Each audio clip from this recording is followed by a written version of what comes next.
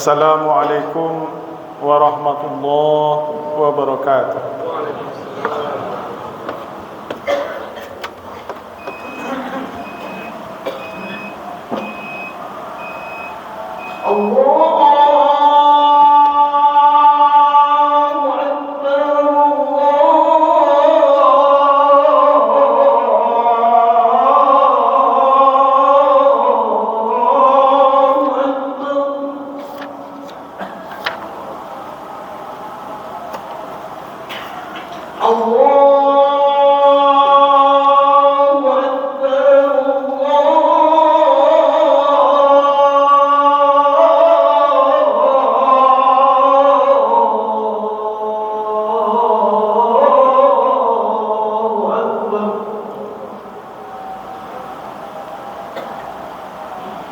أشهد أن لا إله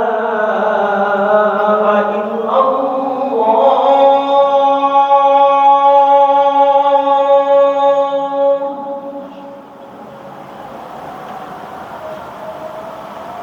أشهد أن لا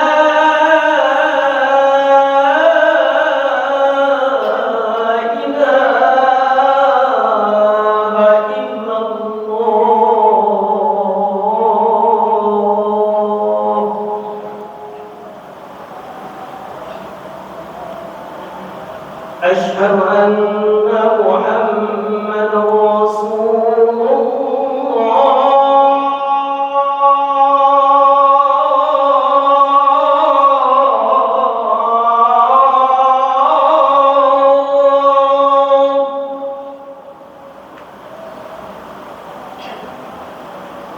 أشهد أن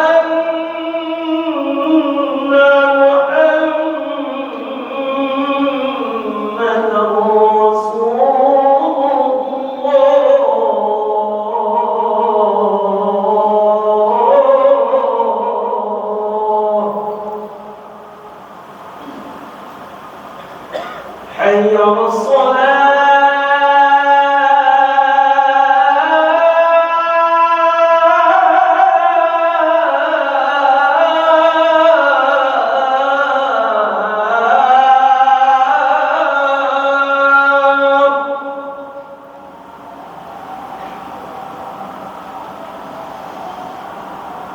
حي على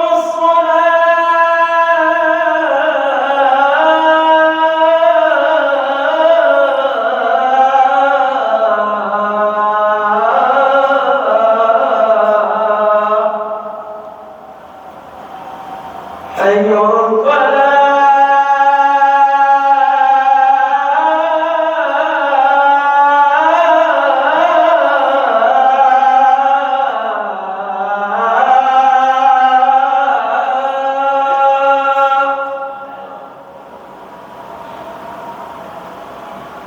حي على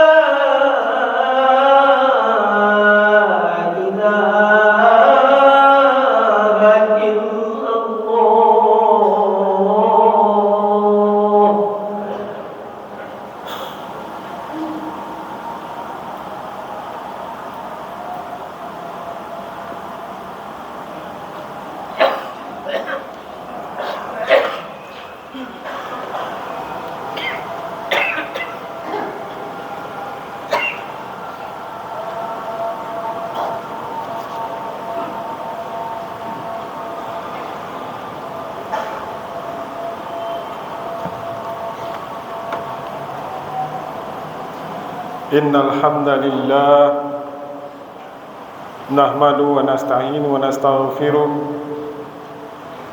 wa na'udzu min shururi anfusina wa min sayyiati a'malina. May yahdihillahu fala mudilla lahu ومن يضلل فلا هادي له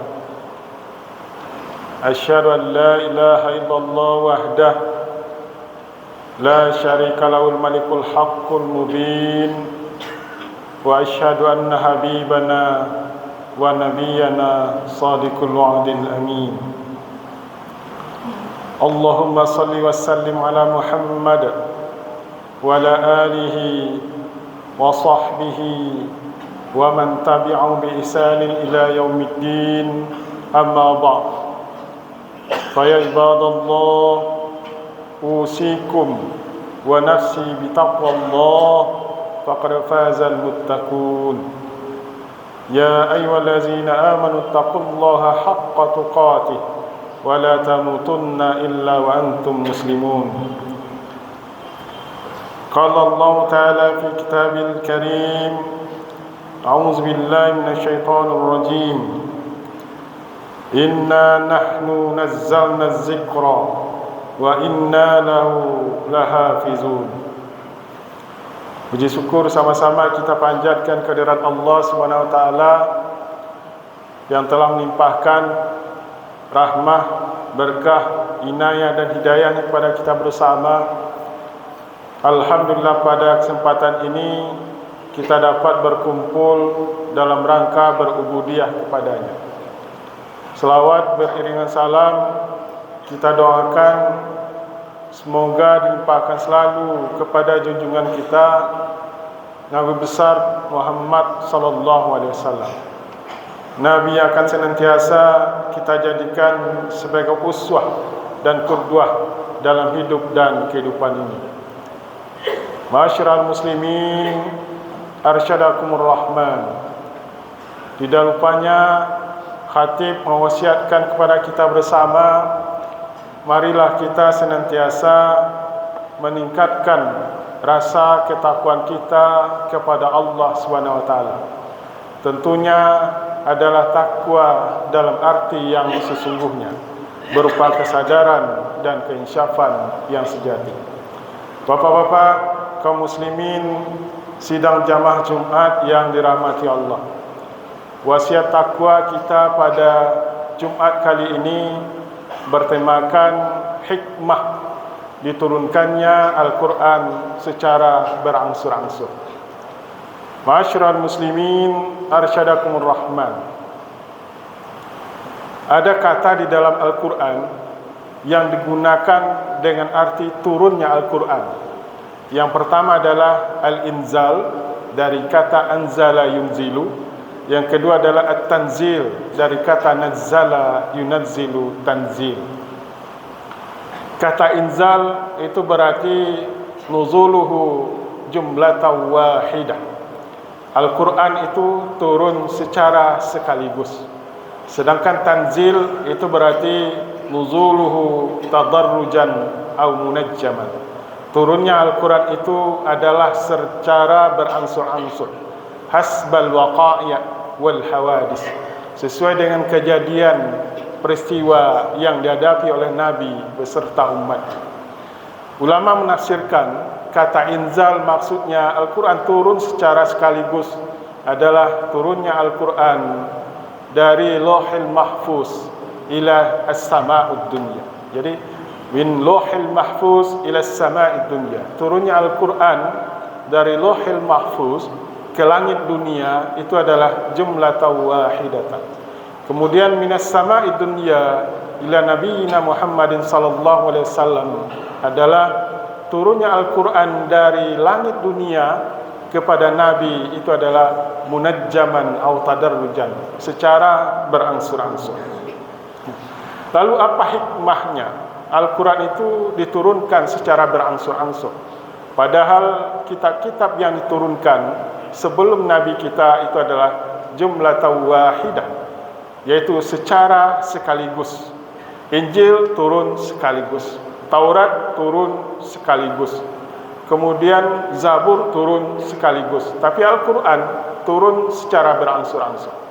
Hikmah pertama yang disampaikan oleh ulama-ulama tafsir adalah tasbit fuadin Nabi sallallahu alaihi wasallam, untuk mengokohkan hati Nabi. Dakwah itu sering menghadapi rintangan.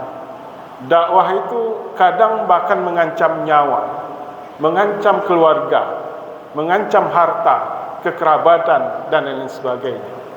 Maka ketika ada ancaman, ketika ada halangan, rintangan, dan sebagainya, maka tentunya hati Nabi perlu dikokohkan. Satu kisah adalah ketika turunnya surat Lahab. Waktu itu Abu Lahab, dia menyampaikan pesannya kepada Nabi, "Wahai Muhammad, kalau engkau memang betul-betul ingin menyampaikan risalah yang kau bawa, saya berjanji akan mengumpulkan semua orang di Bukit Safa. Dan engkau sampaikanlah risalah yang kau ingin sampaikan." Maka berkumpullah masyarakat Quraisy ketika itu di Bukit Safa. Tapi Nabi ketika itu tidak sempat ngomong, diam. Kenapa? Karena waktu itu dakwah masih disampaikan secara sembunyi-sembunyi. Masih ada kekhawatiran.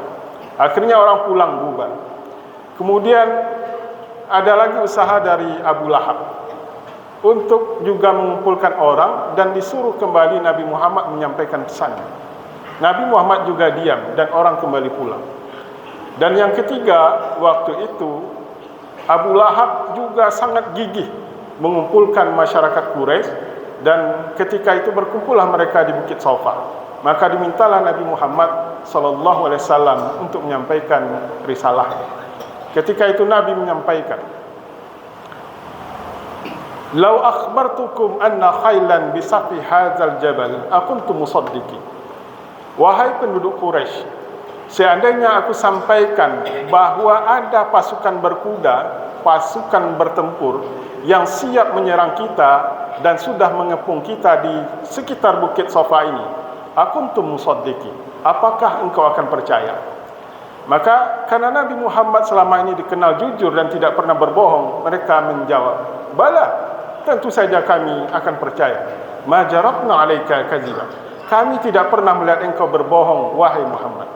Kemudian Rasulullah menyampaikan, "Inni nazirun lakum baina yaday azabin syadid."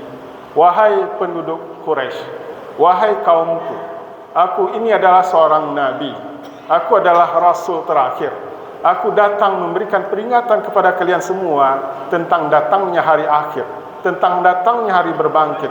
Maka berimanlah kepadaku. Maka ketika itu tujuan Abu Lahab yang pada dasarnya untuk menjatuhkan Nabi dan dia mengumpulkan orang di tengah keramaian adalah untuk menghancurkan Nabi, dia maju ke depan dan mengatakan, "Tabban laka Muhammad, tabban laka Muhammad." Maka celakalah engkau Muhammad, celakalah engkau Muhammad. Maka ketika itu Rasulullah pulang dengan sedih hati, dengan perasaan kecewa, karena tidak ada orang yang mau menerima risalah. Maka ketika dalam kesedihan itu turunlah surah Al-Lahab, tabbat syada abi lahabin wa tab, dan seterusnya. Maka tujuan surah ini turun adalah tasbit fuadin Nabi SAW dalam rangka mengokohkan hati dan menguatkan hati Nabi Muhammad SAW. Kemudian ada kalanya apa hikmah turunnya Al-Quran secara berangsur-angsur. Di antaranya yang lain adalah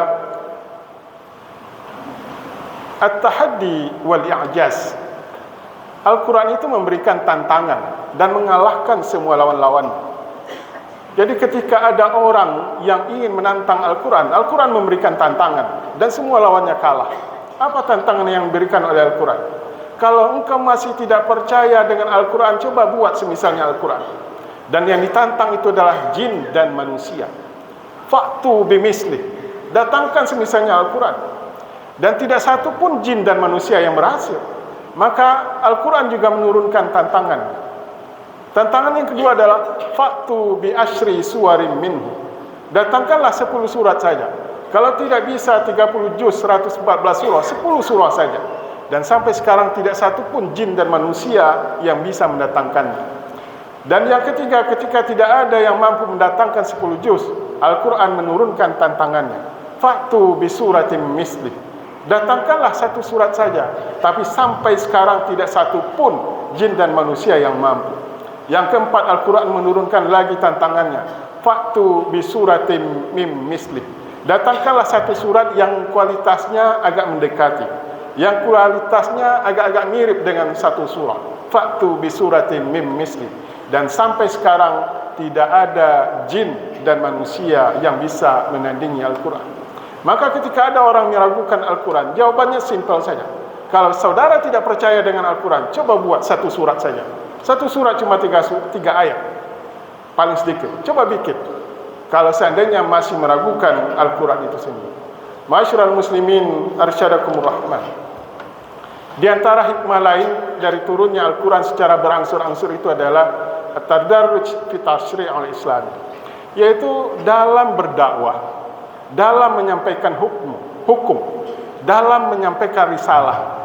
Jangan langsung main potong, jangan langsung main hantam, jangan langsung mencerca, mencela, menghina, apalagi sampai takfiri, mengkafirkan, tabdi'i, membid'ahkan, ataupun tadlili, menyesatkan atau menganggap orang lain sesat. Sebagai contoh bisa kita lihat tentang bagaimana Rasulullah Al-Quran mengharamkan khamar. Ayat pertama turun tidak langsung mengharamkan khamar, tapi dipuji dulu. Wa min samaratin nakhili wal a'nabi tattakhizuna minhu sukkar wa rizqan hasan. Dan dari korma, dari anggur, engkau bisa membuat minuman yang enak, kadang memabukkan. Dan juga dari anggur dan korma itu juga ada rezeki yang baik. Jadi Al-Quran memuji. Karena kebiasaan masyarakat ketika itu adalah mabuk. Mereka suka berjudi, mereka suka mabuk. Maka ketika seandainya Islam ketika itu langsung mengharamkan khamar, maka akan menjadi riya yang sangat besar. Setelah itu Allah menurunkan. Apa katanya? Yas'alunaka 'anil khamri wal maisir, qul fihima ismun kabir wa manafi'u lin-nas wa itsmuhuma akbaru min naf'ihima. Kalau mereka bertanya kepadamu wahai Muhammad tentang khamar dan tentang judi, katakanlah judi dan khamar itu ada manfaatnya, tapi juga ada dosanya. Wa itsmuhuma akbaru min naf'ihima. Tapi dosanya lebih besar daripada pahalanya. Jadi ketika itu umat Islam mulai berpikir, ternyata khamar itu, judi itu ada manfaat, ada dosa, dosanya lebih besar, tapi belum mengharamkan. Dan masih ada yang minum khamar dan berjudi. Yang ketiga baru Allah sampaikan, la taqrabus salata wa antum sukara. Jangan dekati salat kalau engkau dalam keadaan mabuk. Di sini sudah mulai tegas. Kenapa? Jangan dekati salat dalam keadaan mabuk. Berarti orang mabuk tidak boleh salat, dan salat adalah fardu. Nah, sudah mulai kontroversi. Yang terakhir Allah turunkan, innamal khamru wal maisir wal azlam wal ansab rijsun min amali syaitan fajtanibuhu. Semuanya adalah baik khamar, berjudi, mengundi nasib dan lain sebagainya adalah rijsun, perbuatan keji, min amali syaitan, perbuatan setan. Fajtanibuhu, maka jauhilah. Maka sejak saat itu umat Islam berhenti berjudi dan minum khamar. Maka salah satu prinsip dalam berdakwah itu adalah mencerahkan. Prinsip berdakwah itu adalah dalam arti jangan menyesatkan, jangan menghantam, jangan menghina, tapi mencerahkan, mengajak kepada kebaikan. Dan kemudian jangan langsung menyesatkan, jangan langsung membid'ahkan, dan jangan langsung mengkafirkan. Sampaikanlah dengan kalimah yang santun, dengan kalimah yang damai, sehingga Islam itu akan lebih diterima. Fa'tabiru ya ulil absar la'allakum turhamun.